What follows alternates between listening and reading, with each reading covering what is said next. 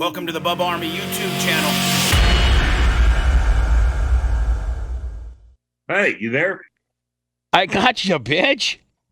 Hey, I'm trying to call you. Can you hear me? Does it sound okay on a microphone? Sounds good as fuck. Does it really? Yeah. Even though you're 60. Fucker. Yeah, I'm in a bedroom. Look at all the bullshit in here. Yeah, I know. Well, we're going to have to work on, when we do this more regularly, getting you a pretty nice backdrop, okay? Instead of look like you're fucking at Hoarders. I need one of those fucking... look at this. I got to show you something. Look at this bedroom. Yeah, I know. Look at big screen TV. That's all your wife's... Hey, that's all your wife's kink shit, and I know it is. Don't even lie. Say it. That's your kink room. That's your kink room, BJ. Do what? That's your kink room. That's your kink room. I'm not hearing you in my headphones. Can you not hear me? Well, I'm hearing you down the computer, but I'm not hearing you in my headphones. Well... But let me see if I can change this around. Yeah, we're not live or nothing. We're just recording this shit. We're going to make it look like a... Look at that backdrop. It looks like you're straight fucking from Tennessee. Look at you. Look at me. We need to build a little backdrop that has your fucking BJ logo back there instead of a fucking comforter.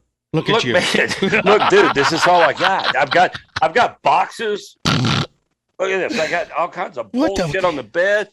I've been trying to. I got this microphone from the radio station this morning. I know you guys stole a $500 RE20. Look at you. Yeah.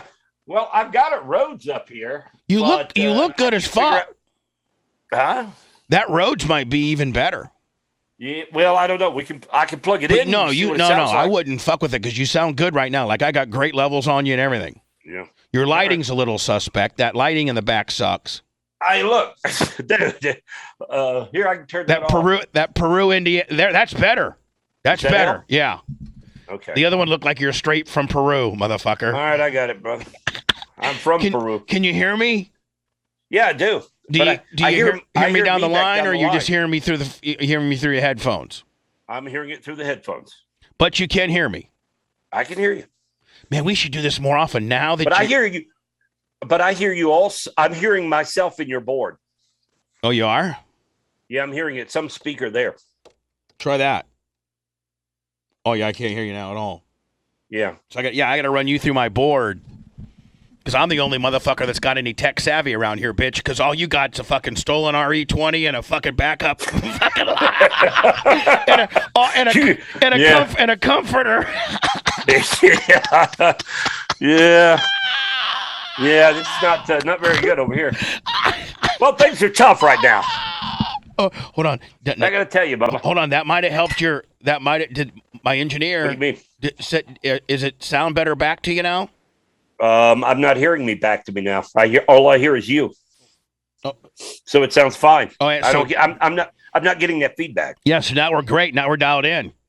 Yeah. So now we can just start. Check this out. Let's just start. All right. Well, it's good to see you, Bubba. Hello, everybody. This is one of my best friends in not only radio but life, and he's better. You know, his name's BJ from the infamous MJ and BJ show, and we, I don't know, probably once every couple months, touch base. We call each other up like a bunch of little bitches, and we talk radio and we talk good old days. And BJ's a big slinging dick out in, how's that 7-Eleven Thirst Buster doing there, kid? Look at this. How much vodka's in there, buddy? You know, back in the day, I used to stop to get one of these to chase about a pint of liquor on my way home, you know? Hey, dude, fathead, stop by to 7-Eleven, get your fucking fifth of vodka, and come on now. We're going to do the Three Little Pig show. Yeah, it's going to take more than a fifth of vodka to do that. But, yeah, so I stopped and got me a 7-Eleven. I couldn't decide between a Slurpee and the 7-Eleven Big Gulp. Is that just diet? Is that regular? What do you got in there? I can't do diet, man. I got to do regular. You still look good though. All the way. I mean, you still look like you're in pretty good shape. Yeah, no. You know, I mean, it's been a long time. Remember when you took a hack? Remember when you took a hack at Mason at the Bobby Poe convention? I do. They come and get me, and they go like, "Hey, Bubba, what? Your program director's fighting Mason. What? BJ just took a swing at Mason. If you remember, too, I think at the time I had a 6-pack of beer in my hand. I got somebody to hold the beer so we could take a swing at him. You told Lenny Lyons, hold my 6-pack so I can smash this guy in the fucking face. That is so true, man. So we're back at the table. Hold on. Me, Ron, Joe Mama Johnson, Jason Dixon, all the hanger-oners. We're back there because you're up there accepting Radio Station of the Year, right? Well, the stupid fucks, they had Mason be the person that presents the Tampa Bay Radio Station of the Year, which kind of made him a little, salty. So he's up there saying, now, top 40 radio station of the year. Oh, well, this station kind of is a bunch of bullshit, kind of like that. BJ comes rolling up there as the PD with a 6-pack in his hand. Mason says some bullshit. MJ takes a fucking power glide on him, and then a word gets back to our table. Hey, go up and help the boss, man, because he's taking hacks on fucking Mason, and it's free fucking open season. Yeah, he took a couple of cheap shots at us on stage, if you remember. Yeah, he took a couple of cheap shots, and it's like, hey, fucker, what's that all about, man? What are you doing? So MJ, while he accepts his award, he brings his 6-pack up to the podium and smashes fucking Mason. And then here comes Bubba to the rescue. 488 pounds worth. Oh, yeah. You were a big boy in those days, fat man. as fuck. I tell you, I remember the first time I met you, Bubba, was back in, mid-90s, I guess it was? Yeah, when I was at XL 106.7, I got sent to Power Pig Be a Good Boy camp. Yeah. So I'm in Orlando, and my guy come, and you and Mark are shaking this station down for some consultancy fee bullshit. And so you tell XL 106.7, hey, we're from the Power Pig. We're like the greatest top 40 of all time. You're going to pay me, and you're going to pay us $3,000, and we're going to tell you how to make your fucking station better. So you guys listen to the station, and Chase goes, well, I'll tell you, that guy at night's pretty fucking wild. You need to send him over here. So they come over to me and they said, hey, you need to go over to Tampa for the weekend and hang out with these Power Pig guys. Yeah. I'm like, oh, well, what am I going to learn there? They're like, well, I don't know. So it happened to be when you guys were doing your photo shoot at Ted Webb's garage. Remember? Yeah, you're right. Mm-hmm. So it was almost like a baseball trade. It was like, okay, you'll give us $3,000 each in order to consult your radio station, and we get the night guy. And we'll steal the night guy. Yeah, and we'll send you Russell the Love Muscle or whatever you want to call somebody else. We'll just be able to take him off your hands, because if not, he's going to fuck your whole station up. You're going to get an FCC complaint. You can't control it. You're going to lose your license. So the only way you can control this guy is to send him over to us and let us take care of this. All right. So do you remember? I've never had this conversation with you. September of '92, I get fired out of Milwaukee. Who actually talked? Like, was it you, Chase, and like David Reinhardt when I became available? Who met with that? Mark Chase did. Yeah, it was Mark Chase. I knew about you and I'd heard you on several occasions, but it was really Mark that was really adamant. He and a guy named Randy Michaels. Right. Yeah, you know Randy, obviously. Yeah. And those are the guys that actually brought it up the first time.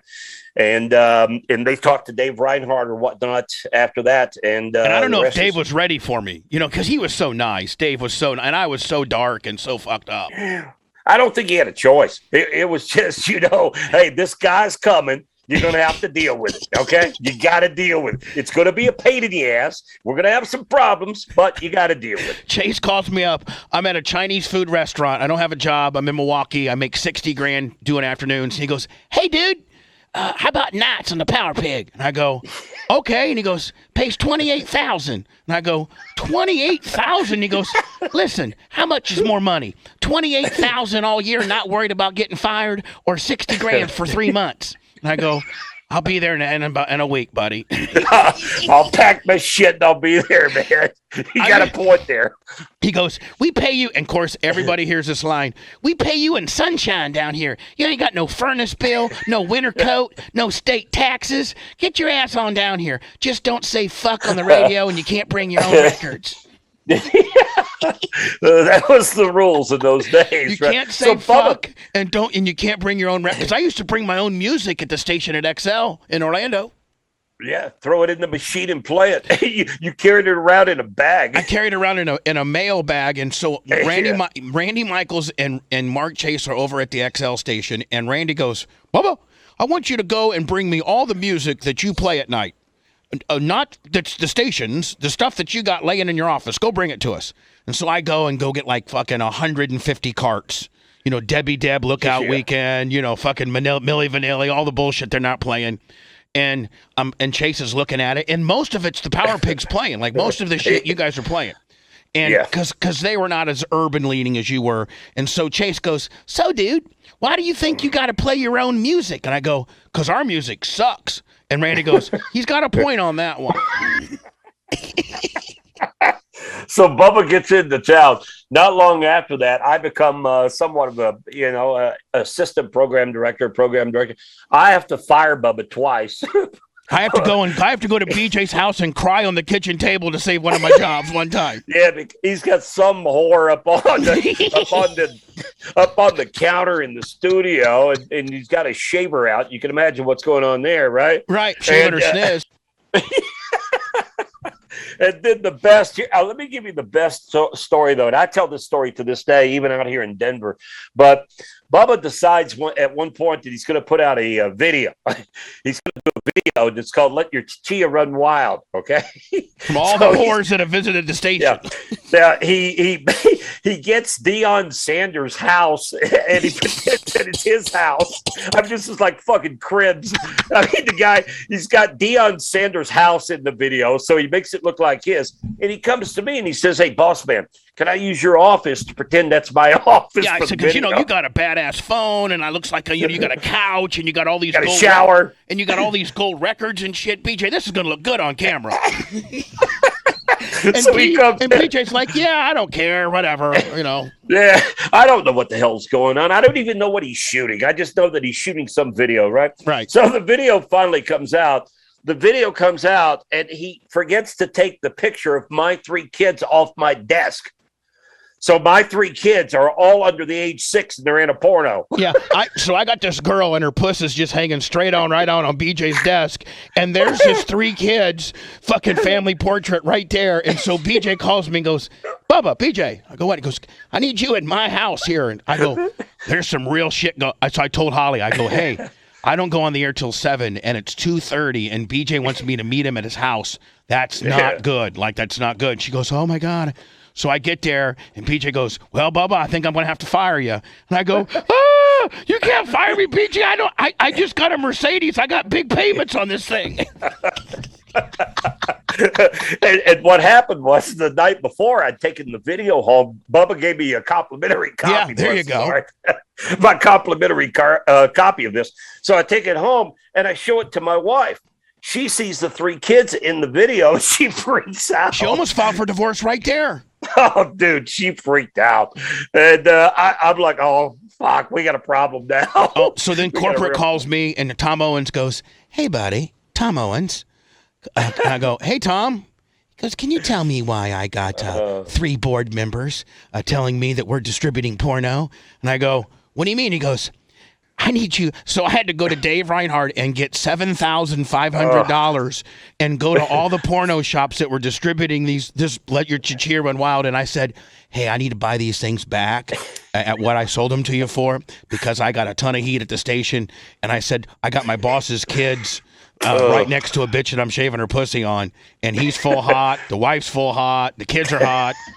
We get a problem. It was kind of awkward. 2 years ago, you and I met in L.A. Just hung out for a few days, and we had dinner with your 2 boys that are in L.A. right now, and it was the first time I'd seen them since that picture, and it was a little awkward. I'll bet it was. And the guy at the adult store, at the porno store, he's like, dude, you just dropped them off yesterday. I know. I'm like, listen, I know. I know that I charged you $4,400 for them, but I'll give you $4,750 right now if I can get them back. I go, how many have you sold? He goes, I've sold probably 5 or 10 of them. I go, good, because these can't get out. These absolutely cannot get out. What a clusterfuck that turned out to be. No, hold on though. They never did go on sale. The one store, right? They never did go on sale. Like, I think the only people that got them might have been like the employees. Yeah. But now here's, by the way, this is my buddy BJ Harris from the infamous MJ and BJ show, world famous in Tampa. BJ was my boss when I first got to the Power Pig until I left. Now, BJ, I left in 96 to go to 98 Rock. You'd left like, what, 95? No, I didn't leave till 2001. Oh, that's right. When I was on 98 Rock, it was MJ and BJ. Still there. And you yoked me up one time in the fucking control room, remember? When I talked about the Nalmo Cruz guy? Oh, fuck! Yeah, because it was 2001. Because remember, your boss at the time used to come down and get me out of the studio to come down there because he couldn't handle your ass. So MJ and BJ, now MJ hated my guts. He fucking hated my guts. We're not going to get into that. God bless his little soul. But BJ was always kind of in the predicament where BJ and I were buddies, but BJ also was the co-host of a motherfucker that hated me. So BJ was always kind of Switzerland. You always kind of kept MJ off my ass a little bit because you're my boy, right? Right. So, but we were always competing. Like, it was always you guys, number one, me number two, or me number one, you number two. And there was a lot of money that was the differences between first place and second place, bonus-wise. You know that. Fuck. Highly competitive. Like, you know our numbers. I mean, it was a $50,000 difference, first to second. Yeah. And so multiply that by 2 if you and MJ have similar, ratings deals. And so we were always, competing. And, of course, I had the hog fucking deal and the whole 9 yards. So my guys come to me and said, hey, MJ and BJ are doing this fucking contest where they fly this fat dude out and get him a stomach staple, and it's going to be on like the Ricky Lake show or some bullshit. And the guy's flying out. They're all flying out today at 10 o'clock, and this is like at 6:30 in the morning, and we hired a private investigator, and this motherfucker that they're letting win like had some kind of touching a kid deal back in like 86. And I go, so Guido goes, or Brent Hatley or one of them, you think we should go down and tell BJ? And I go, no, we can't fucking tell him because we want to cut him off at the pass and really fuck with him. So I get on the air. Now, literally, our studios are probably, what, BJ, maybe 50 yards from each other? Yeah, if that. If that. So I get on the air and I go, it's Bubba Loves Bun show, and MJ and BJ, they're my fellow station guys and they're boys and stuff, but they're sending this guy out for a surgery that touched kids. That's really messed up. Well, 5 minutes later, Brad Harden comes in, and he goes, is that for real? And I go, yeah, I got it right here. Look. And I had it all, and I was all proud of myself and shit. And he goes, you know that you're in fucking a lot of trouble right now because David Reinhardt and Dan DiLoretto and BJ are screaming at each other's lungs right now. I think MJ's played like 4 records in a row because BJ's off the fucking script right now, ready to come down here and beat your ass. And I go, BJ's mad at me? I didn't even give a fuck about it. I just go, BJ's mad at me? And they're like, yeah, next thing you know, the door opens up like Clint Eastwood, and there's fucking BJ, and he comes right nose to nose.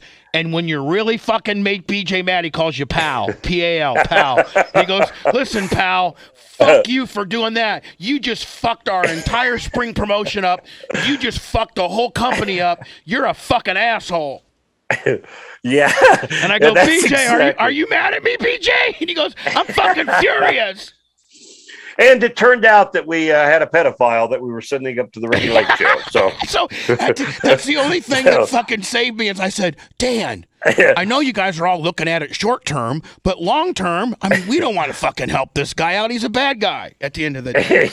Yeah, but it turned out that that you were right all along. The guy was a friggin' slime bucket, man. The guy he turned out to be just absolutely a horrible person. That might have been the maddest you were mad at me because I threw you such a fucking bad curveball last minute. And you remember, you guys were fixing to get on the plane. Like, you guys were going from the studios to the plane, weren't you? Yeah. We were headed out within probably 30 minutes or so. We were headed to the Ricky Lake. And how mad was MJ? Like, did he go, well, I got to tell you right now, you got to fucking fire him, BJ. You got to fire that motherfucker. Well, management was pissed. MJ was pissed. I was livid. I couldn't believe you're on the air talking about this guy being a pedophile. And here he was our big promotion. I know. He was your spring book promotion. And in those days, you didn't have the internet. Nobody would have ever known. Nobody would have ever known. Nobody would have known anything about this guy until you went on 98 Rock and had to expose it all. But then it all blew up. I don't know. It might have eventually come to, I don't know. Maybe he would have went out to San Diego and chucked a kid off or something. I don't know. Maybe we did good there. It might have worked out in our favor, right? You know what my most favorite memories of the Power Pig were? What's that? Were when we used to do group things like Guava Ween or Gasparilla. And remember when we had the school bus that we built a portable pisser in, and we would piss on the streets? Remember that? Yeah, we were driving down. We were in Ybor City, and we were driving the school bus. We took this old school bus, and we basically went across the street to a Home Depot, bought pink paint, came back, painted the thing, and wrote the Power Pig on the side of it. And that was on Gasparilla. No license plates, no insurance, no nothing. No brakes. No brakes. Damn thing had no brakes in it. And so I remember one night we're going over to the night parade at Gasparilla, and I burst through the little arm that comes down at the toll. Oh, I know. There was many a nights we had to come pick you up at Ybor. Yeah. All right, so one night we're doing the Gasparilla parade, and this police officer comes up to this bus and he starts beating on the door, and he's like, dude, and somebody, Hawk Harrison, I think it is in the bathroom portion of it, and we had a hole cut out so that when you pissed in it, it just went out onto the street. Right. There was nothing to catch it. It just went out onto the street. It just had the optics. That's all it had. We had no plumbing. You just had a little bit of privacy, but you were literally pissing on the street. You're pissing on the street. So a cop comes up. He starts beating on the door. And I'm like, open up a school bus door. And he goes, dude, you got a gas leak. I get off the bus. I go with him back to the back. All of a sudden, Hawk's finished pissing. So the leak stops. And I looked at him and I said, it stopped. He goes, all right, get on out of here. Oh, yeah. Oh, that was and the Boomsday fire. Why did they make us stop doing that? Because I know that we would have kept doing that for years right there on bait. Was it a city deal? I don't remember. I really don't remember. I don't remember if it was a city or somebody got hurt. Yeah, no shit. That could have been part of it. I don't remember exactly, but that thing was huge. Do they still do this? Do they still do the Cincinnati Boomsday the way they're supposed, like with the river deal? Well, they couldn't last year because of this fucking COVID thing, right. But I have no idea. It was WEBN, right? Right. After you left the Power Pig, well, it was 93.3 FLZ. We morphed into that in 2001. Then you went to Cincy, right, BJ? I did. Cincy. Cincinnati. And did you run Q102, or was it what station was it for Jake? Was it Jake or Clear Channel? Clear Channel. It was. Went to Clear Channel, right? And it was Kiss FM and Mix is the two stations up there.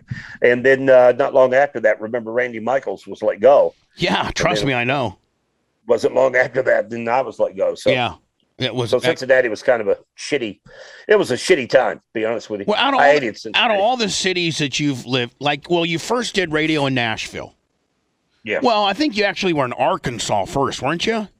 No, I was in Nashville. No, your very first market. Nashville. At 107? Yeah. No, 104. At 104. Mark Chase was at 107. Did he steal you? No, we competed against each other in the afternoons. Okay, and then when he went to the Power Pig, he's like, fuck, I'm going to bring this guy from Nashville down. Well, no, I'd actually gone from Nashville to Phoenix, Arizona. I worked with Glenn Beck out there. And if you remember Glenn Beck back in the day. Remember that he was a top 40 guy. Remember the whore that was from that was on Playboy named Jessica Hahn? Yeah, I had her on my show. Okay, all right, Jessica. She joined Glenn Beck out in Phoenix when she became big, because you know how back in those days everybody did these stunts. If somebody was making the front page of Esquire or let's say the any tabloid out there, you went and hired them. Well, yeah, we hired right? Desiree Washington, the bitch that got caught with Hugh Grant, to come to a Power Pig deal. I picked her up there. I picked her up to the airport, trying to get some head.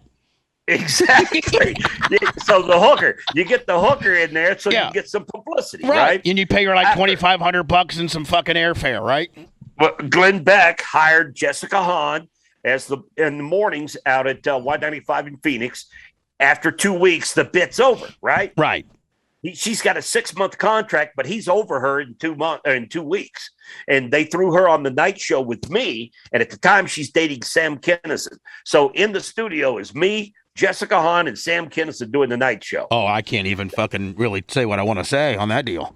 Dude, that was out of control. I can't even fucking say what I want to say about that, BJ. Dude, that guy. Sam Kinison?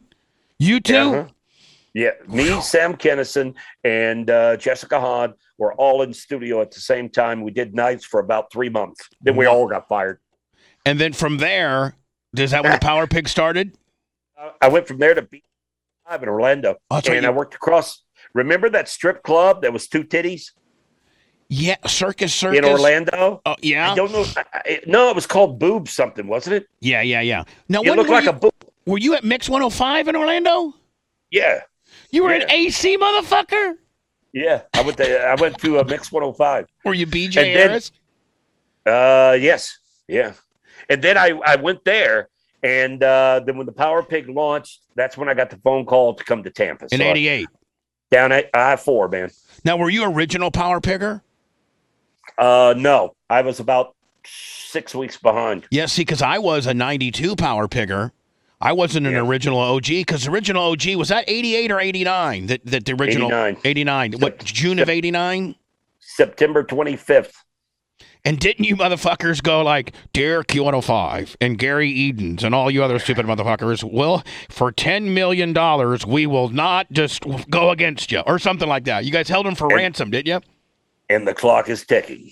Did they ever consider, or did they think that Q105 was at that time recognized as one of the greatest top 40s ever to be in radio? They probably thought some fucking hillbillies from Nashville would never take them down.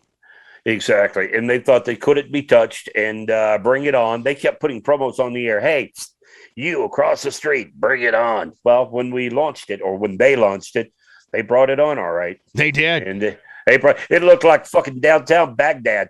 Oh, it was bad, wasn't it?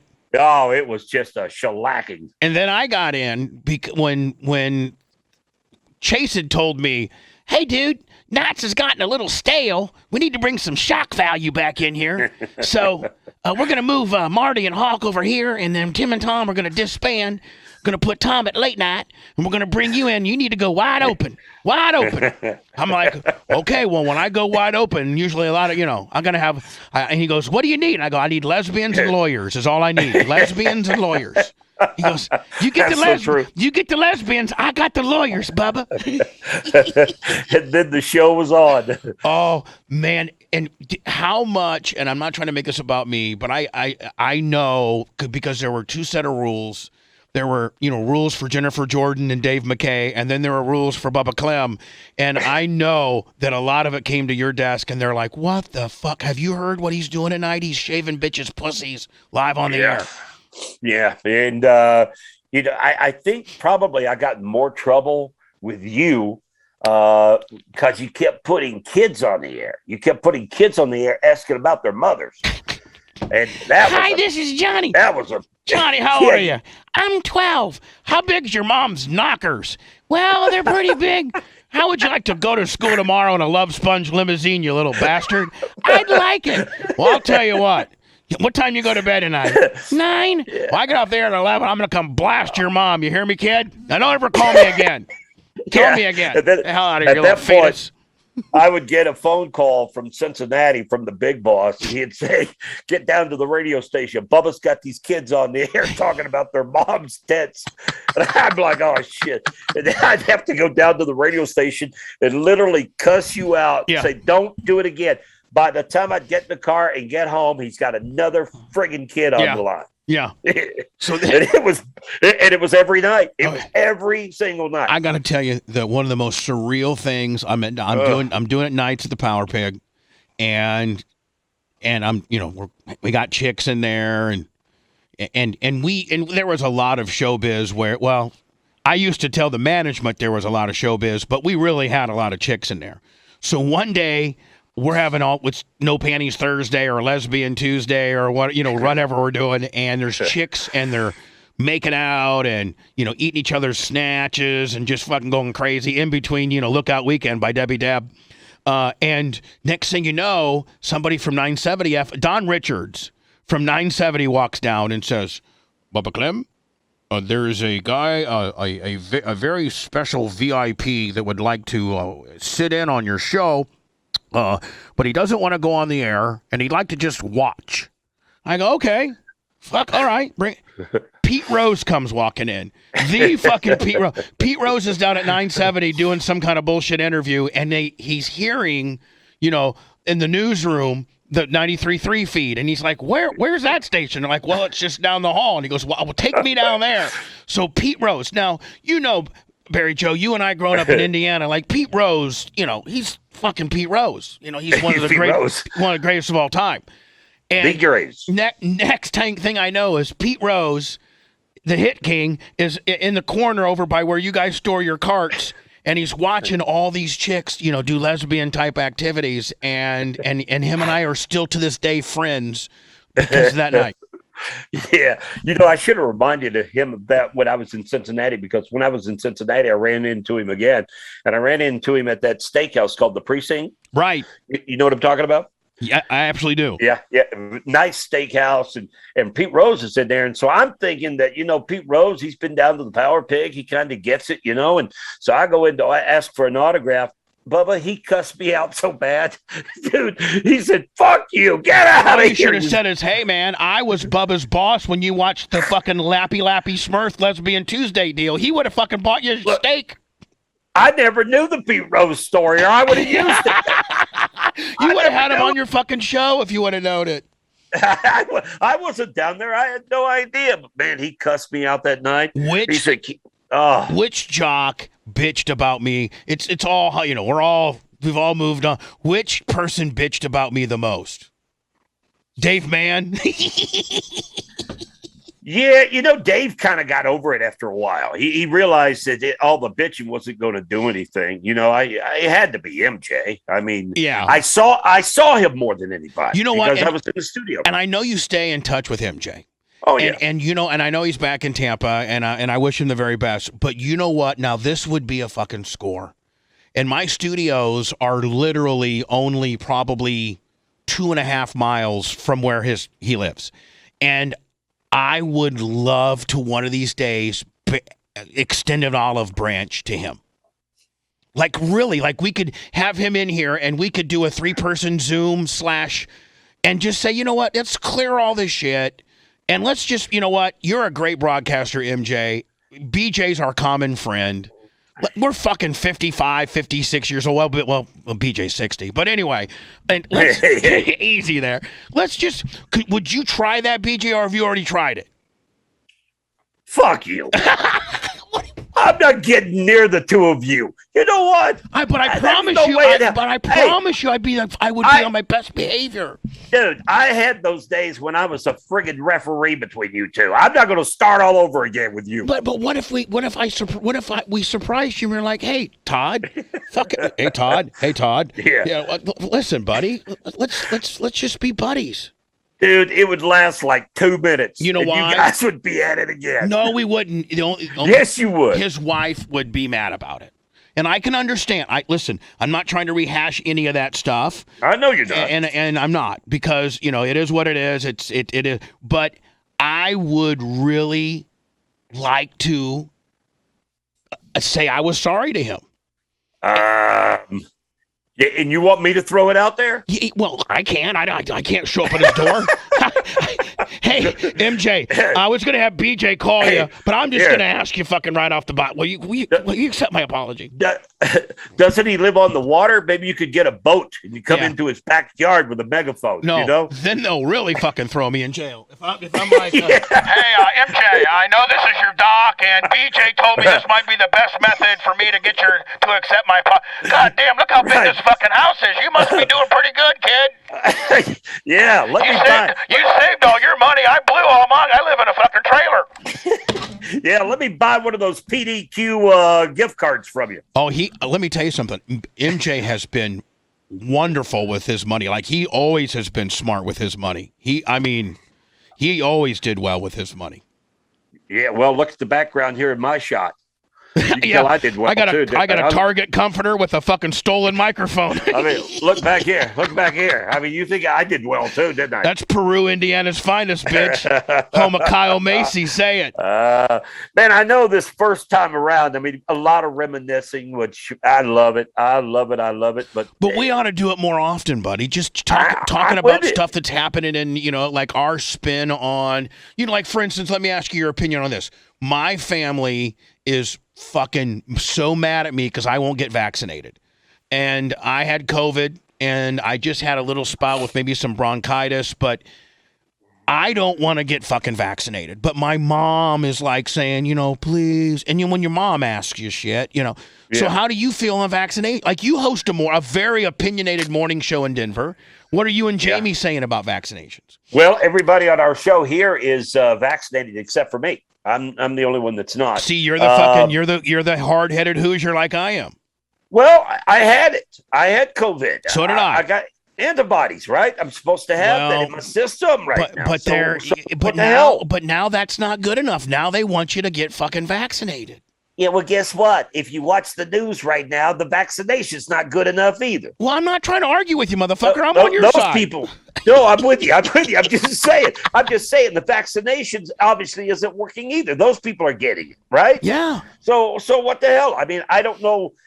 For me, I don't think that this vaccination is far enough along in the testing phase for me to take the shot. I've never had a flu shot. Me either. Ever. Me either. Ever. I've never needed it. I got a great immune system. I mean, I got crabs back in college one time, but that's about the worst it's been for me. I mean, I hooked up with this fucking nasty bitch from West Terre Haute. She gave me crabs. Yeah. I shaved my pubes and put janitor on the drum on them and fucking floor stripper, and I was done. Yeah, you got to chase those little bastards with the ice pick. Yeah, you've had him then, if you know about the ice pick. Fuck yeah. Yeah. I mean, that's my boy. Whoever thought BJ Harris would admit to crabs. Hey, I thought when you were sick last week, you might have had the COVID. Well, they did you? Well, I tested negative 2 times and a little sliver of a positive test on COVID.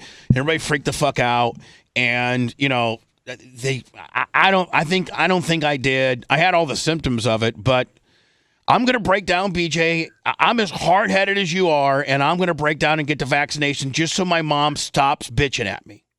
Yeah, well, I've had a good excuse. I've got a good excuse up until about 3 more weeks, and then after that, my excuse runs out. How about your wife? So, she's vaccinated because she works in a hospital. Okay, how about Cash Money? No. Too He's young. only 3.5. He's 3.5. Yeah, but he rolls around like he's 12. Yeah, I know. Well, see, here's what I did. I went in to my doctor back in May or maybe it was April. I went back to the doctor, and he told me I had 2 options. I could get the shingle shot or I could get the COVID shot. He suggested shingle shot, and you can't mix the two. And he said you have to wait 3 months after that before you can get the COVID shot. So I still got 3 more weeks of excuses to go before I have to break down. How's radio doing for you, buddy? Dude, let me tell you this. We're going to have to break down at some point because they're going to make sure that everywhere we go, anything we do, get on an airplane, whatever it is, whatever city, you're going to have to be vaccinated. It's closing in. The noose is closing in, and eventually they're going to say, hey, Bubba, you want to fly to go see BJ? Motherfucker, where's your vaccination papers? Exactly. Everybody's going to have to do that. It's the vaccination passport. And the thing about it is, BJ, with every other fucking vaccination that we've gotten in our life, polio, all the bullshit, right? They've researched it. They can tell you what happens to whites, to blacks, to men, to women, to fat people, to skinny people. Like, they got it so fucking dialed in as to what the side effects are. But with this shit, they just fucking whipped it up in 6 weeks, and now now they expect you to get it. Yeah, and Moderna is calling for like one of the ones wants you to get like a 3rd booster deal on the deal. Yeah, Pfizer is. Yeah, Pfizer wants you to get a 3rd booster on the deal. Yeah, because right now, if you're 60 days past your last shot, all of a sudden you're down to 80% protected. They're saying as of yesterday. So it's all horse shit. And who's paying for this shit? Yeah, the government's paying for it. You and I. It's called tax money. I'll tell you, the smartest group out there right now is the majority of people that are not getting the vaccination are African Americans.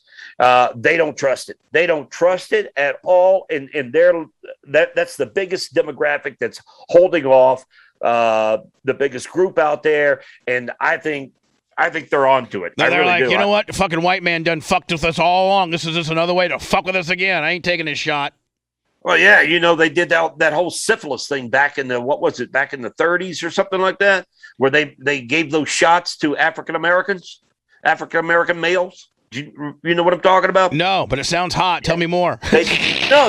The government did a test.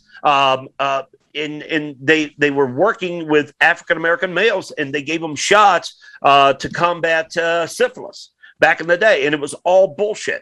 It was just they were using them as test dummies. That's it. And that all comes back today, and that's why that demographic and that race is more skeptical than because they've already been. The government's already fucked with them and guinea pigged them prior. Exactly. And now it's like, okay, you know what? You did it once. You're not going to do it again. So I'm all about it. So what would you say to MJ if you had to text MJ right now? What would you say? Yeah. Just did a podcast with Bubba. Everything went real good, and he really wants to make up with you. Oh, that's where you're going. No, I'm just asking. Back to make up? Well, I thought you meant what would I say about revealing that we're doing the podcast. You know me. I don't give a damn one way or the other. I don't give a fuck about. I mean, you and I are going to start doing a little bit of a podcast together. We're funny as fuck. We're good friends. I mean, what the fuck? I mean, that's all it is. Yeah, I would say that here's what I'd do. I'd say, MJ, I just got off of a podcast with Bubba the Love Sponge. I got my phone in my hand right now. I just got off of a podcast about dark tonight. Look out into the bay. He's going to be on a boat with a bullhorn.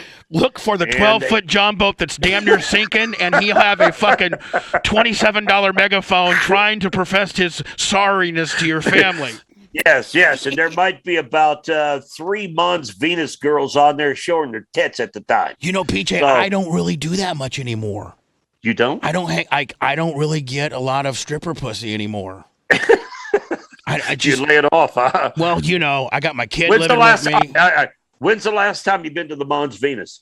Well, I never was a big Mons Venus. I was always more of a dollhouse guy. All right, when's the last time you were at the dollhouse? Well, I was just there, 3 months ago. But I don't got near the whip I used to have there. I'm just now kind of the old guy, and of course I'm fucking world famous. As soon as they say my name, everybody fucking knows I'm the bad guy. I tell people my name's don't Google me. Like, it's not good. Like, don't Google me. Yeah, or Wikipedia. Yeah, same thing. If it's not good. It's not been favorable for me. So no, but are you the oldest guy inside the place? No, fuck you, BJ. Not if I took you. You're older than me. No. I'm just saying. When you're at the dollhouse, no. are you like 55? I'm like 55. Fuck, I'm still. Are you the creepy guy over in the corner on your phone? Fuck no. Some girl shaking her ass in front of your face, and you're BJ, reading your can I tell you how Instagram. See, this is how far you're out of the game. This is how you get to bitches now. You want to hear? If you're at the dollhouse, okay, you're sitting there, and she says, "Hey, you want to dance?"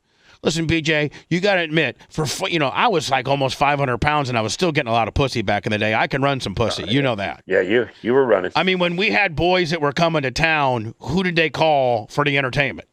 They called Bubba the Love Sponge. They did. They did. Yes, they did. Tom Owens once said to me, "Hey, buddy, I'll tell you this. Tampa might not be our best cash flow market, but it's our best ass flow market."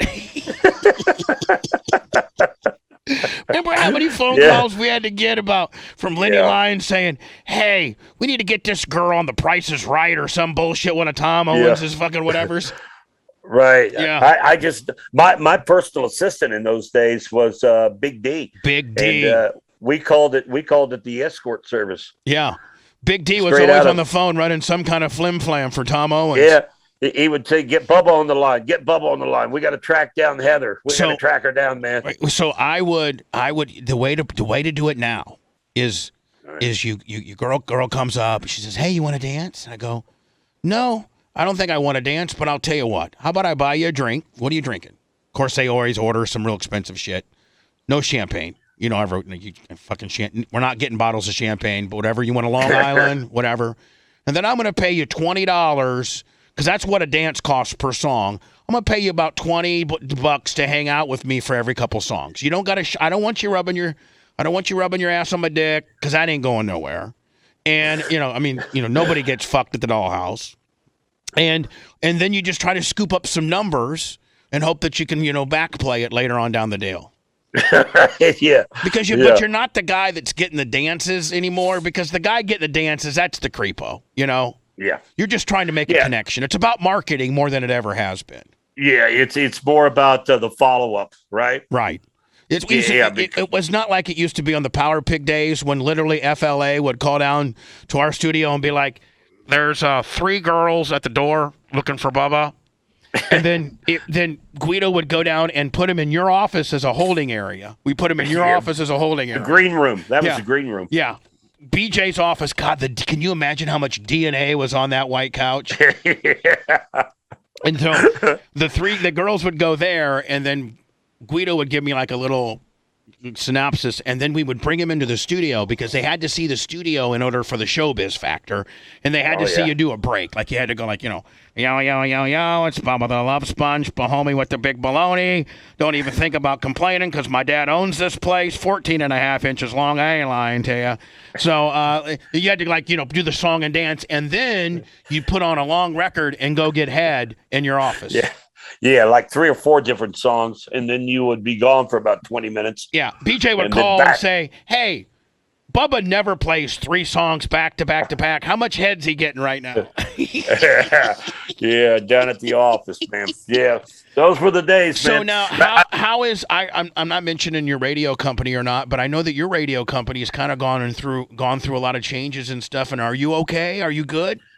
Yeah, I'm very good. I just signed a new contract out here, and I'm here for the next 4 years, it looks like. So, and do you know how rare that really is, BJ? Like for a guy that's just doing mornings, not syndicated anywhere else, making a ton of fucking money in one market, like that's like you got a really good deal going on there. Yeah, we got a good show, and it's fun doing it with Jamie, and we have a good time. And yeah, you're right. It's very rare today. Most places are syndicated, either that or people are banned from the radio, and companies don't want to take chances anymore with anybody. So yeah, it's really tough. I mean, you're number 1, but you're like the big slinging D out there. Like you're top 3 every fucking book, aren't you? Yeah, currently number 1 in 25-54 adults. So yeah, we're doing really well. How's your co-host? I heard your co-host was hot as fuck and kind of naughty. Is that true? Have you never seen her? Jamie White, right? Have you ever seen her? Yeah, well, I have, but I'm asking like, I've seen her and she's hot. Smoking hot. But I'm asking, the guy that works with her every day, is she cool? Yeah, very cool. Yeah, her and I've been together for over 10 years now. I heard she's nastier than you are. I heard you have to reel her in. Thank you. That's what Oh, yeah. I heard she'll be like, oh, yeah, I want to talk about this. And you're like, hey, Jamie, we need to chill out a little bit on this deal. Yeah, it's she's out there. Jamie White. Yeah, she's kind of a female Bubba the Love Sponge, to be honest with you. Is she married? Is she got big jugs? Yeah. Yeah, we'll leave it at that. Yeah. I mean, is she married? No, she's not married. Oh, she's not? No, she's not married. I'm going to look her up right now. All right, you look it up real quick. There. Jamie White. Take a look at Jamie White, Denver. Holy shit, BJ. Is that me you're looking at? No, I'm not looking at you. I'm looking at her. Okay. But there's a whole bunch of BJ and Jamie, different promotional items. Yeah. I like you got. I see all your promo. Wow. Yeah. How does she stay single? Well, she's pretty crazy for one thing. Does she date a bunch of dudes? Yeah, she dates quite a bit. Does she talk about them on the air? Quite a bit, yeah. Like, would she be like, you'd be like, yeah, it's BJ and Jamie, and Jamie, what'd you do? And she's like, well, I kicked it out wide last night for a black guy. Like, I mean, is that how it goes? No, that's not how it goes.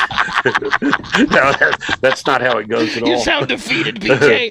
No, that's not how it goes. Yeah, that's not how it goes. How's it go, BJ? Tell me how it goes. Well, I'm just going to say that she has a good time. She likes to have a good time. She used to work with Frosty, didn't she? Yeah, Danny Bonaducci, Frosty, Frank. Did you know that Frosty was my morning guy at 103 PFR in Terre Haute, Indiana? We started radio together, me and Frosty did. You're kidding. No. And no, then I had no idea. And then I got the 98 GRD job. Bill Skull God bless his soul, got me that job. And they were looking for him. Big Jim Davis was looking for a morning guy. And I'm like, we got this goofy fucking guy in Terre Haute named Frosty Stillwell.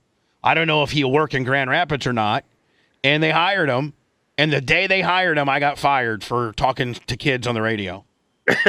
Again? Well, but I got really? But I got really screwed on that deal. Like, this girl called in. She was 13, and she was like, my competition was named Danny Douglas, and I used to make fun of him, and he had a cold, and she's like, Danny Douglas has a cold tonight, and you're making fun of him, and I was like, listen, you little fetus, you know why he's got a cold?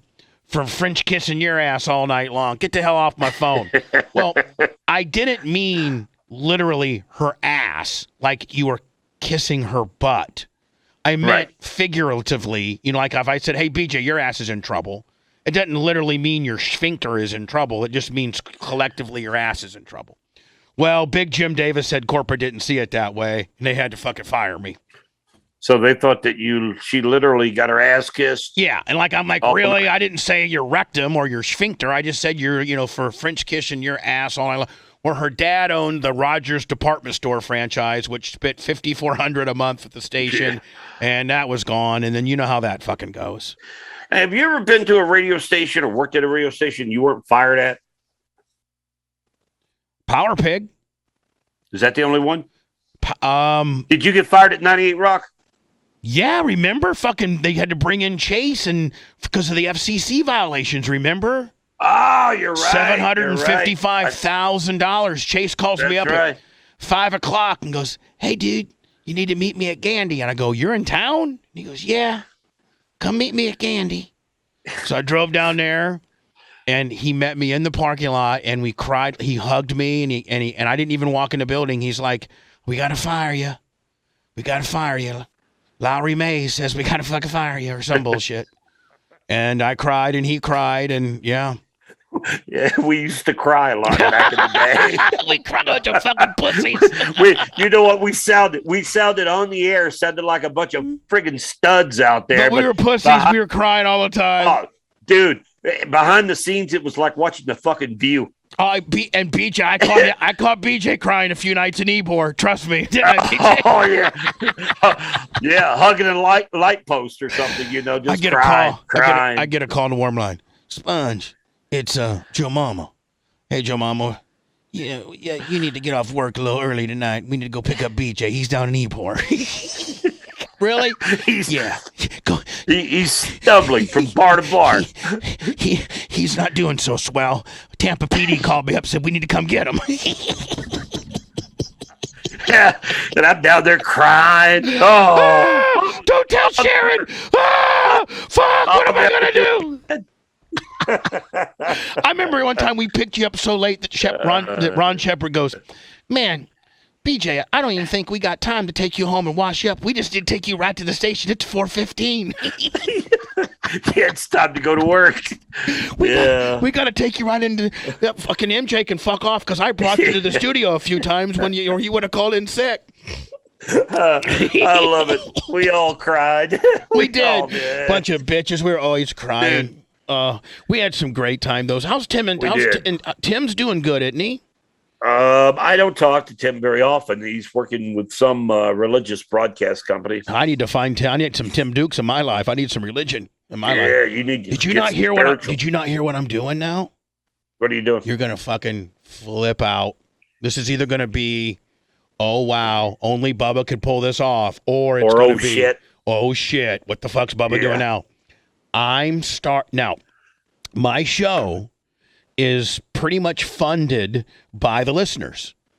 Between my Twitch, my YouTube, my Bubba Army Radio, my OnlyFans, all of that, terrestrial radio represents probably 20% of my business. 80% of my business is, listener driven as far as funded. Yep. And we've really dialed it in on how to, do well at it. Well, BJ, it's the same as a fucking church is what it is. So I'm going to start my own religion, And the people that donate now will be able to deduct it from their taxes, and I won't have to pay taxes because it's going to be called Clemology instead of Scientology. Clemology, the Church of Bubba. Clemunism. Dude, you're going to fucking prison. You're going to end up in prison, okay? You think You are going to be somebody's bitch in prison. Am I going to Michigan City, Indiana, you think? You are going up the river, dude. No. I don't know what the hell you're trying to pull. BJ, I've already talked to some attorneys, and if you have a recognized 501c3 nonprofit, which I do, and you have you can form a religion, and I'm going to be God. I'm the God of Clemology. And people that donate money now will be able to deduct it from their taxes, and I'm going to be a tax-exempt business under the guise of being a religion. So I can send you some money, and I can deduct it. Yeah, if you send me $100, you can deduct $100. Right now, I got one listener, BJ, that's given me $35,000 in the last 2 years. His name's Bubba Light. Get out of here. He's my number one guy. His name's Bubba Light. Well, in today's environment, the way that you give through by ever means, you can't deduct it. You know, I mean, he gets a fucking ring at the end of the year, Bubba Army royalty ring. Can you imagine if that was tax deductible? A royalty ring is what he gets for $35,000. Hold on, I'll show it to you. What kind of scam is that? A royalty ring? Are you kidding me? Hey, what's with the ketchup? Because my headphone turned up. Hold on, lover. No, I can't even hear my shit. Damn it, my headphones pulled out. You got a refrigerator there. You got a refrigerator. I'm having technical difficulties. I can tell, but you've got hold on. You just opened up a refrigerator. Yeah, I got a refrigerator. Now hold on. With ketchup in it. Now wait till now, BJ. So every year on Martin Luther King Day weekend, on the weekend of Martin Luther King Day, because it travels the cheapest there on that weekend. We fly everybody. There's like 60 or 70 of the toppest donators, and we have the Bubba Army royalty party every third weekend of January, and they get their ring, and it's a Super Bowl sized ring. Look at this fucking thing. Get out of here. Yeah, look at that motherfucker. And you give these out every year? Yes, to the top contributors. And it's like, look, I'm going to put it on my fucking finger. Like, look on my finger. It's the size of Super Bowl fucking. The same guy who makes a Super Bowl ring makes these fucking things. Get out of here. Look at this. That's a piece of aluminum. Shut the fuck. You made that out of a Schlitz beer can. Look at that. That's a Pabst Blue Ribbon all day. Hug it, please. Look. So they get, for the largest contributors, they get a ring and then they get invited to the year-end party. Well, that's great. But can you imagine if it was, instead of being a year-end party, it's going to be called a revival, because that's religious. And you're now tax deductible. Bubba the Love Sponge will be the first radio personality to turn his show into a religion. I don't know. BJ's first reaction was, "You're going to prison." You're going to prison, man. Hey, by the way, I got a compliment on you today. What? Yeah. I guess there's are you on in Destin, Florida? Yeah, we're on 103.1. It's like a fucking huge FM talker. All right. A guy I had lunch with today, who was a former general manager for my radio station out here, his best friend owns that radio station. John Cracciola. And John said that you could be the best hire he's ever made. Well, he's one of the very few that believed in me after my problem with the people that keep score, and he truly understands. He truly well, the show's really changed in the fact that we got a girl. We got a girl, and she's a Jew. We got a girl who's a Jewish girl. So we got that going for us. And then, I got, just me and then my buddy Blitz and this real guy named Lummy. He's real dumb. He's like, he's like my Uncle Fester. I got the whole cast of characters, and we don't do anything with strippers anymore. No girls are peeing in Folger cans or anything like that. And it's I think that my show is the best kept male skewing secret in America, but unfortunately I'll never be given another opportunity because I've been blackballed. Well, maybe by people like John, for an example, because I mean these are mom and pops, and they've got to look. They got to look at an alternative way of crashing a party, making making it.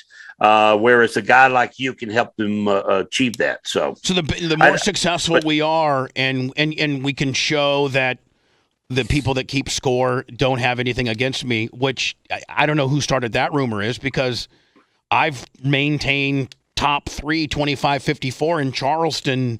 I've been in Charleston now syndicated for 11 years. Did you know that? 11 years. Wow. Yeah. And so, there's this big scuttlebutt that I'm impossible to work with, that I'm filthy. A lot of it's true, but that, I'm just stay away from Bubba because he's a problem. And I think that I've just, in the last couple of years, I think I've worked on dispelling that a little bit. Well, the guy in Destin, he loves you. He thinks that you, he says you're the best hire, best decision he ever made was putting you on there. So, man, I would love to do a show with you. I mean, we're doing one now. We're doing one now, but maybe bring in that fucking hot ass Jamie, and me, you, and her. Her and I would just go straight at it. Well, I'll tell hot ass Jamie tomorrow for you.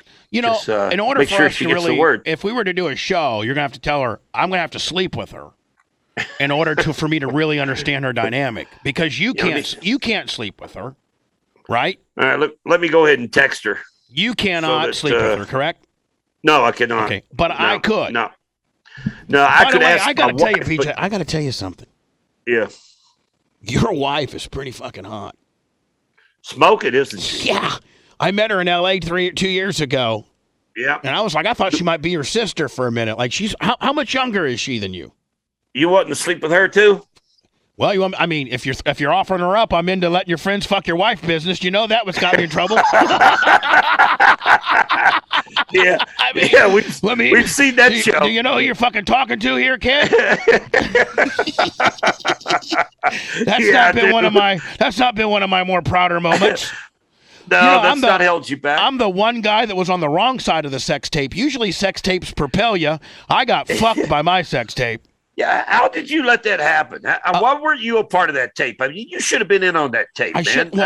At least make a cameo. Well, first of all, I wouldn't. First of all, BJ, even if we were going to do a threesome, I wouldn't do a threesome with Hogan. He's got a big just a big thermal, looks like a thermos. And so I'd have to come in after the dust had settled, which is what I did. But I didn't think that my fucking employees would steal the tape and then, use it the way they did, and Hogan gets $100 million, and I get fucked. I'm officially the guy that let his friend fuck his wife. And see, the average guy or the average person, if you say, "Hey, did you hear what Bubba the Love Sponge did to Hulk Hogan?" They don't say, "Yeah, he was a stand-up guy and let his buddy fuck his hot wife." No, they don't say that. They say, no, they don't. They go, "Oh yeah, you know what? He recorded it and tried to fucking do his buddy dirty." That's what they did. Yeah, you most of the time on a sex tape, if you've got a sex tape out there, you're in it. Yeah. You're on it. Okay. Right. No, you weren't even to be seen, man. You should have at least the cameraman never gets nothing. He gets shit on. I got the fuck shit on. Dude, you should have at least ran behind the bed when they were fucking. You should have done a windmill or something. I should have helicoptered my little 4-incher and fucking been in there somehow. Then I would have had some damages too. The only damages I had was I got it ripped off and fucking shoved up my ass. Yeah. All you got was your name in print. You were nowhere to be seen on that tape. That tape so fucked me, and it's so not even. It didn't even go down like that. It didn't even go down that way. Do you have a relationship with Hogan? No, he put $55 million in his pocket, and I got fucked. No, he told my attorneys, "Tell Bubba it's been real, but don't contact me ever again." If I put $60 million in my pocket, I'd tell my best friend, "Fuck off too, buddy." Hey, BJ, if I fuck your wife and I get $60 million and you lose your job, I'm not going to take your phone call either. See, I'm the opposite. If that happened to me and I'm the guy that gets $55 million, I'm going to call you and say, "Dude, man, we took him for a ride, man, okay, man? I owe you a little bit anyway." I would too. Like if I was Hogan, I would. I'd be like, "Listen, brother, you know what?" And he knows I'm hurting. listen, I just put 55 large. I can slice you off a couple here, kid. No big deal. Plus, the ass was good. I mean, my ex-wife was a hot bitch. You did it in my bed, in my house, with my wife. I would call you up and give you $5 million. I would say, hey, dude, here, $5 million, man. You set this up for me. I used your kids for a cameo for free, and you know. If that sex tape of yours had have sold, I would have offered you some money. You know, he always, and I'm not saying anything bad about the guy, but he always used me for whatever hookup I had in town, because I was always really, you know, he was kind of like on his last leg, and he'd call the show every day and get a free fucking Ford and a free set of wheels and a free this. And when it was time, after all the dust had settled and all the lawsuits had cleared, and he knew that I was living in a trailer, literally I lost everything. And because of the sex tape and some of the bad decisions I've made. Now, I'm not trying to say I'm a victim here. I have a ton of responsibility as to why all this happened. But if somebody put that kind of money in their pocket, was born 34 miles from you. We're wired very much the same. I call the guy up and say, listen, motherfucker, I'm going to have lunch with you tomorrow, and you're going to have a little brown paper bag, and that's just the way it's going to be. You know what? You and I are going to meet underneath the Gandy Bridge. We're not even going to have lunch. No. We're going to meet under the Gandy Bridge. I'm going to slide you a paper sack, and that thing's going to be loaded down, and I want to say thank you. That's what I would have done. That's what I would have done. I'm going to go to Pinellas, and you're going to go back to Hillsboro, and we're going to call it a day. And we may never see each other again, but by God, I'm going to take care of you. I'm going to make sure that he pocketed $55 million.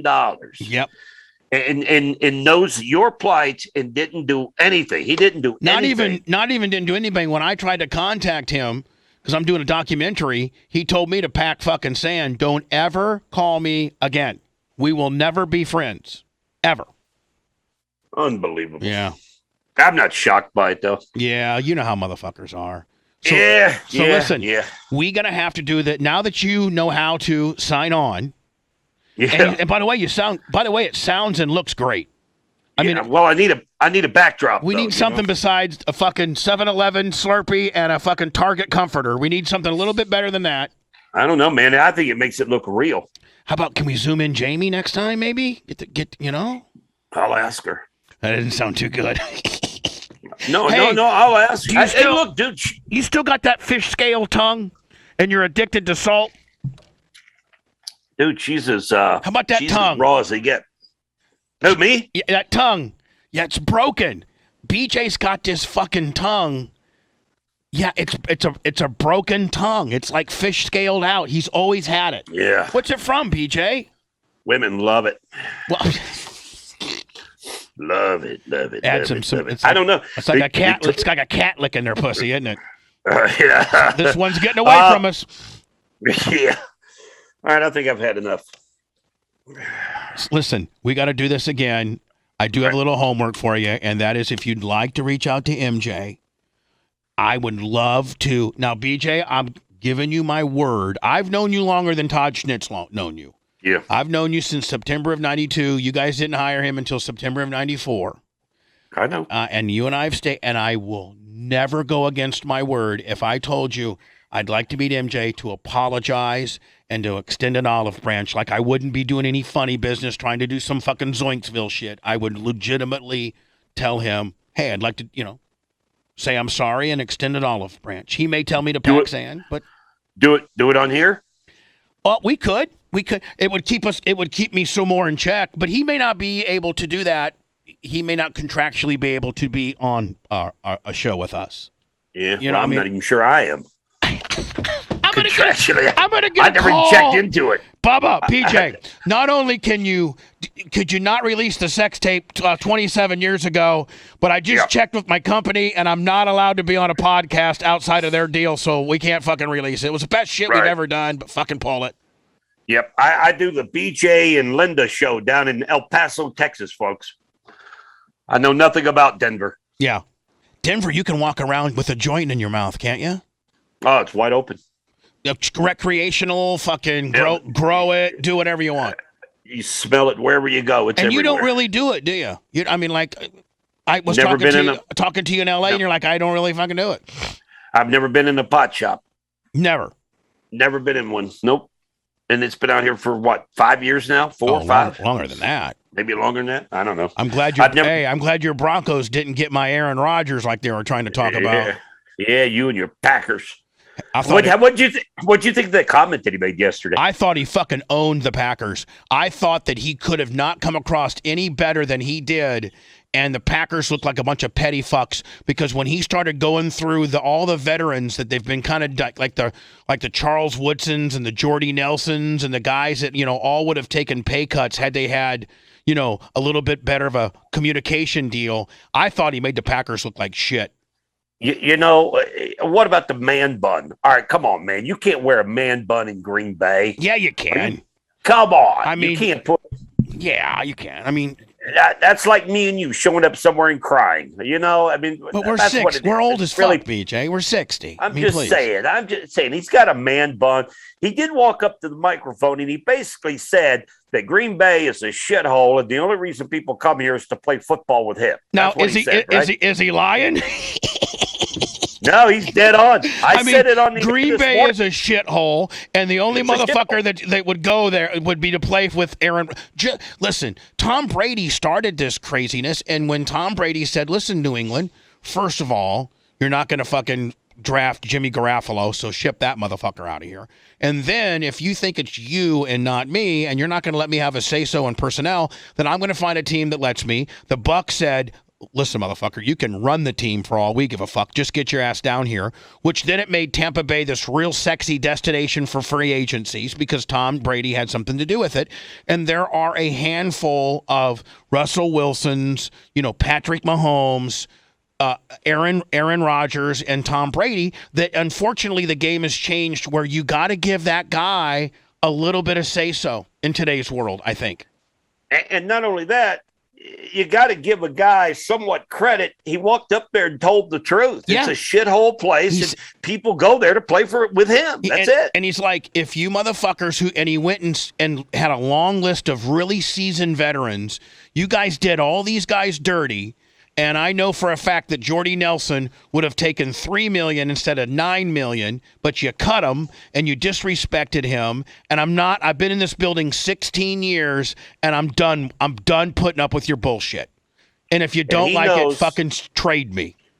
And he knows a lot more than you and I know or the media knows. Yeah. He knows the inside fucking game that's going on, the jerking that's going on there in Green Bay. He knows, and that's why he said what he said yesterday. For the longest time, you couldn't, free agency, you couldn't get an African-American to go to Green Bay because there's nothing, they don't have any culture food stores. They don't have, there's hardly any African-American, an affluent African-American community there. So these players would be like, fuck, do I want to go to New York or LA or fucking Dallas where they got stuff for me to do? Or I want to go to Green Bay and fucking look at Oneida Indian bitches all day. I don't know. No, I agree. And I when I brought this up about the whole Aaron Rodgers and what he said, walked up there with his man bun and claimed that the only reason anybody would want to come to Green Bay, dude, he was telling the truth. Yeah. I mean, I think he just laid it out the way it is. And he basically yesterday told them, you've got one more year. Yep. You guys need to get some people in here. You need to, if you want to win a championship, this is the year to do it. You need to help. And they're all bringing it up to, the Michael Jordan Last Dance deal. Well, now retrospectively looking at Jerry Krause, the guy who destroyed the Bulls and said that this is the last year.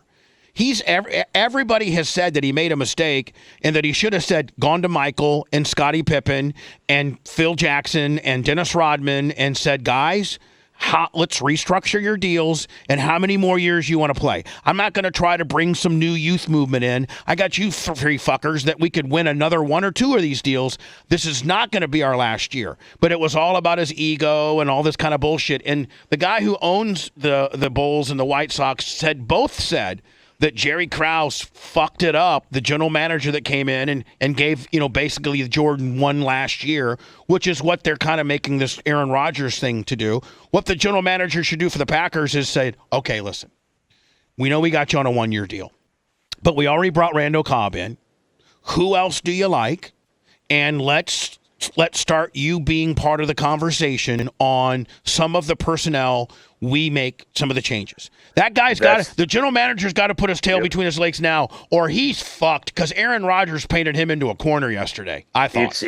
It's the only way Green Bay survives. Meanwhile, if they go out this year and they're competitive and they let Aaron Rodgers have some say-so in personnel, then you get Aaron Rodgers happy and you say, Aaron, we're going to sign you to a 5-year deal. It'll be cap-friendly for us. You'll be the highest-paid quarterback in the league, and you can retire a Packer, and you have a chance to win. The Packers are in the conversation of being they're in the Super Bowl conversation.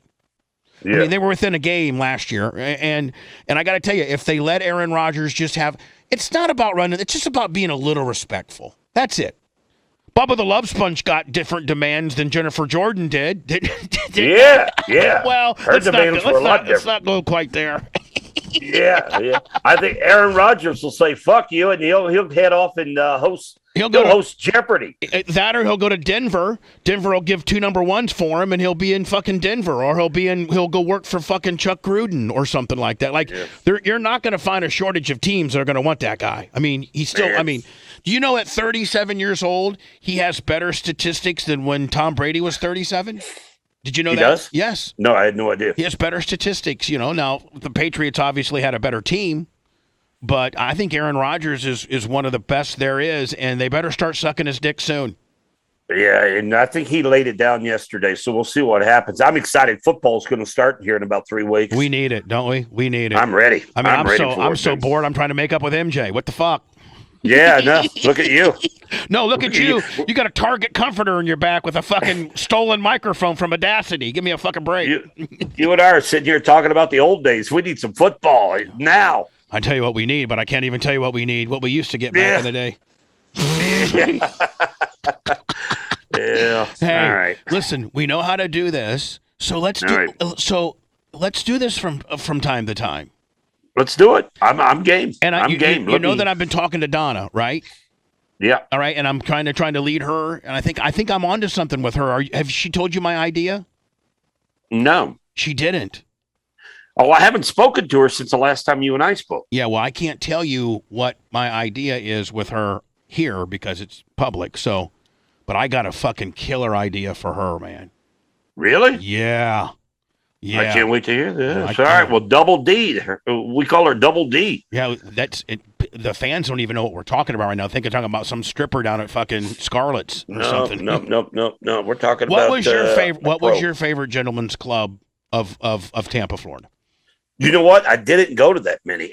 The only place I went that I can remember is Mons Venus. That's the only one I went into. You were more of a bar guy. Yeah. I never went to the strip clubs, no. And I got up in the mornings to do the morning show, and so I wasn't in those late night strip clubs. I was more of a 3 o'clock in the afternoon in a bar, right? Instead of 11 o'clock at night at a strip club. Yeah, and then it was Sharon calls Bubba at 8:30 and wants to know where the fuck you are, and because you told her you'd be at the station, right? Doing music. And by 4 o'clock in the afternoon, if you haven't found a bag of blow, then go home. Right? Yeah, exactly. All that and more. BJ, I love the fuck out of you, my friend. One of my all-time greatest buddies. I gotta tell you, and I'm gonna tell you what I'm gonna do is tomorrow. I'm gonna call you in the afternoon so I can tell you my Donna idea. All right. I already got her. I think I'm onto something big with her. All right. Well, we'll bring her on. In a couple of weeks or so. Yeah, we are because you tell me. Because we could do a 3-screen deal here. Yeah, we can do a 3-screen deal here. And I'm going to take this, tighten it up a little bit, and I'm going to offer it as a podcast and on YouTube. So that's what I'm doing with this, buddy. All right, and then we'll go from there. So you call me tomorrow. I'll give you a call tomorrow and let you know my idea with Donna, and try to get me in with Jamie because I'm looking at her press photo, and, man, she's got some nice titties. Yeah, I'll take care of that. Will you tell her that take care of it. I want you to tell her this, okay? And it's probably not cool, but I can make women squirt. You can. With the 2-fingered cul-de-sac technique. I have it's called the 2-fingered cul-de-sac technique, and women that I can make women squirt with my 2-fingered cul-de-sac technique. In fact, I think once I tell her that, I think she's in. Do you have your phone right there? I do. Do you have the ability to Google something? Yeah. All right. What am I going to Google? I want you to Google this, and you have to do the exact words, okay? All right. 2, the number 2. Okay. Finger. Finger. Space. Got it. Space. CUL. Got it. Space. DA. Space. SAC. Jones. JONES. Two-fingered cul-de-sac Jones. All right, here we go. Two-fingered cul-de-sac Jones. All right, Let's see here. Word of the day. Two-fingered cul-de-sac Jones. will you go ahead and read it for me, please? Don't act like you don't know what's up. Bubba the Love Sponge coined this. It is a sexual technique used on a woman to make her female ejaculate. Your name is on here. Yeah, I invented it, motherfucker. I invented the two-fingered cul-de-sac Jones strategy is a sexual fingering method developed by Bubba the Love Sponge, a radio talk show host heard on Sirius satellite broadcast. Oh, but you just show that to Jamie, and she'll want to be on. That's all you got to do, BJ. You can literally drop the fucking mic. You go, look here. How would you not want to try that out? A guy that's got his own fucking fingering technique that makes a girl squirt like a sea-doo. Oh, my God. This is like hysterical. Oh, my God. All right. This ought to be the trump card. This is the one that's going to put us over the top, buddy. Right. You can even say on the air tomorrow, Jamie, I did my podcast with my buddy Bubba. He's really hot on you. And he just wanted me to have you Google this particular phrase and read it. Mm-hmm. Yeah. It finishes up with an action employed by Bubba the Love Sponge in which makes his intimate partners squirt. I'm going to have my people isolate that soundbite right there and use it as a positioning statement. Squirt. BJ, I'll talk to you tomorrow, buddy. You got it, man. That's hysterical. I'll talk to you later. Love you, buddy. Bye-bye.